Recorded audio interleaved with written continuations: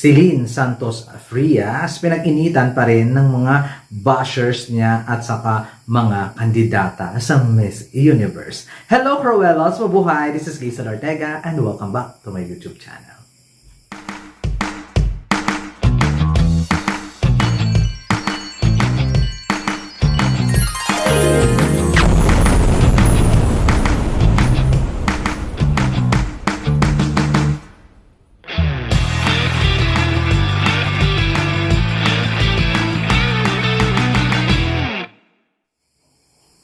Hello! Kamusta po kayong lahat? Good morning, good afternoon, good evening, anumang oras kayo nanonood sa akin ngayon. Maraming pong salamat. At syempre, nakakaloka. Ang pag-uusapan natin ngayon ay yung atichona ng taon sa Miss Universe 2024, kundi si Celine Santos Frias na Dominican Republic. Hindi natin siya tatantanan, no? Ang atichona ng taon, nakakaloka. Ayun nga, di ba? Ang tigas-tigas ng ulo ng babaeng ito sa preliminary competition, kumakain ng airtime, kung ano-ano pa. Tapos sa ano ba tawag doon? Sa opening, ano ba tawag dito? Sa pagsigaw niya, sa opening production ng Miss Universe, sabi, lugar lang. Tapos sabi niya, Celine Santos Frias, Republica di Dominicana. Tinagalan niya tulog ko.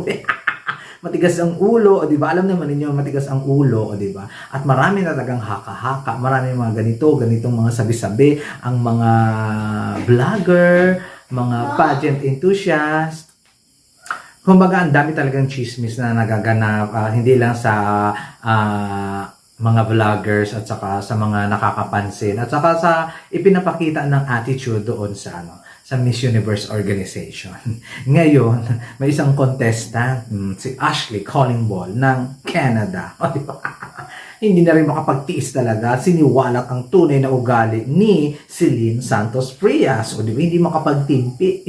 Ano din siya, hindi niya kinaya at tatahimik-tahimik lang siya. At sinabi na talaga na hindi nakikipaghalubilo ng bonggang-bongga sa mga kandidata itong si Miss Dominican Republic. O diba? Naku, hindi niya kinaya. Hindi ko baga siguro ayaw niyang i-keep lang yung moment na ganito kasama siguro yung ugali ni DR, ganyan, o di ba?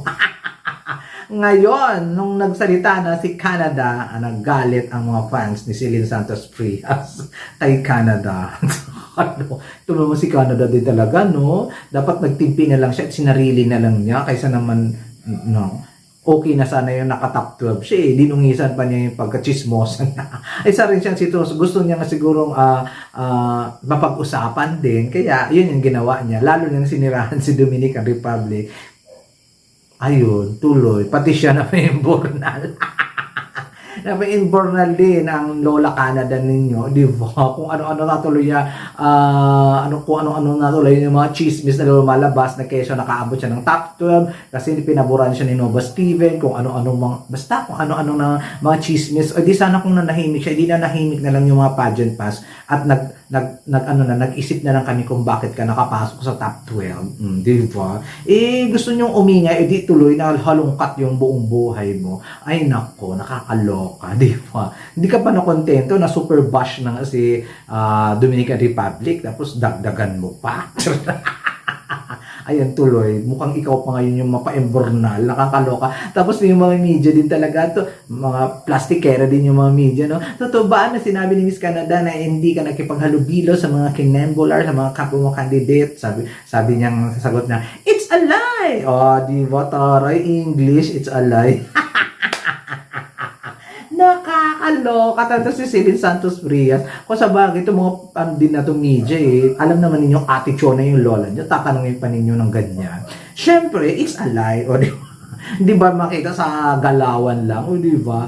Pero sa totoo lang, gano'n naman talaga, umpisa pa lang ng competition, umpisa pa lang ng pagdating ni Dominican Republic, gano'n na talaga yung niya, attitude. Hindi talaga siya kung hindi siya babatiin ng isang kandidata, hindi rin siya babati. Kung hindi siya, kumbaga, kung deadma yung ibang kandidato, deadma rin siya. Mataas yung level of niya, di ba? So, hindi naman ibig sabihin na kung deadma siya, masama na yung ugali. Pero parang,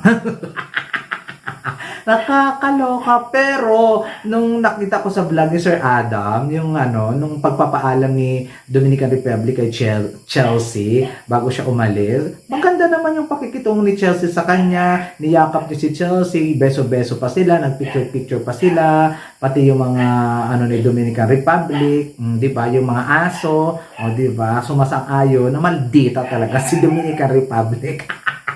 Ayaw pa awat gustong makijoin parang si Canada. Nakakaloka. Ayun na nga. So maganda naman yung pakikitungo niya kay Chelsea. Love din naman siya ni Chelsea. O di ba? So nakadepende din siguro kasi may mga tao talaga na pag dehens mo pinapansin, hindi ka rin papansinin at ganun lang siguro si Canada. Si Dominican Republic. Baka ganun lang talaga si Dominican Republic. Pag hindi mo siya bet, hindi ka rin niya bet. O, di ba? May ganun kasing tao. Parang ako. May attitude. Ma-attitude din kasi ako. Parang naintindihan ko siya. Nakakaloka. Pero hindi sa lahat ng bagay, hindi uma-attitude ka, di ba? Yung aso ayaw tumigil, kaya tumambling pa ako siguro, ayaw niya tumigil. Ayun, at syempre na bash nga ng mga fans ni Dominican Republic itong si Canada kasi sawsawera din at din sa usapan at nakikisawsaw din, o di ba? Sana nga Ashley, Calling Ball, ang ganda pa naman ng name mo. Dapat na nahimik ka na. Kung totoo kang queen, hindi mo na sana siniraan si Dominican Republic. Masira na nga, di ba? Ayan tuloy, napasali ka patuloy sa mga anong karapatan mo daw mang okray, mas maganda naman daw si Silin sa kanya. Anong karapatan mo daw mang okray, wala ka namang performance na ipinakita. Ayan tuloy. Buti nga sa'yo. Charot lang guys. Ayun guys, nakakaloka. Ang dami talaga mga pa-issue ngayon sa Mission Heroes. Marami pang issue na hindi nabubuklas at nasisiwalat. Kaya abangan lang natin yan. Kasi hindi pa pwede isiwalat. Grabe. Ayun guys, at talagang grabe, sana yung mga kandidata manahimik na lang kung totoo silang queen, kung queenly attitude talaga sila, manahimik na lang, di ba? Wala nang sinasabi yung mga queen na totoong queen about Dominican Republic. Bait-bait nga ni Dominican Republic kay Chelsea, may pahag-hag-hag, may papeso-beso pa, nakasombrero pa siya ng mga sa kay Chelsea bago lumayas, bago bumalik sa bansa nila. So, ayun, magbait naman siguro yung lola ninyo. At diba, nakinig naman siya siguro sa mga fans na, hoy, kumalma ka. Kumalma na siya ng finals. Kaya ayun, di na tuloy siya nakapasok kasi kumalma. Nakakaloka. Ayun guys, maraming salamat. Anong masasabi ninyo sa pagka-Ate Chona na to ni si Lynn Santos Frias? May susunod pa ba? Meron na naman kaya Ate Chona sa next year or sa 2026, o di ba? Kasi nung 2023 Dominican Republic din. Ayaw talaga niyo paawa. Talagang Dominican Republic, the Republic of Ate Chona. O di ba nung 2022 ay hindi Ate Chona yung kanilang kandidata ng 2022. Si Colombia. Ate Chona. Ayun, di ba? Maraming salamat guys sa inyong lagi pagtutok sa akin at syempre pagtawanan natin kung anong mga problema at mga negative na mga pumapasok sa mundo ng pageantry. There you go. This has been Gaisel Ortega, ang Silin Santos ng Pilipinas, Ate Chona. Bye!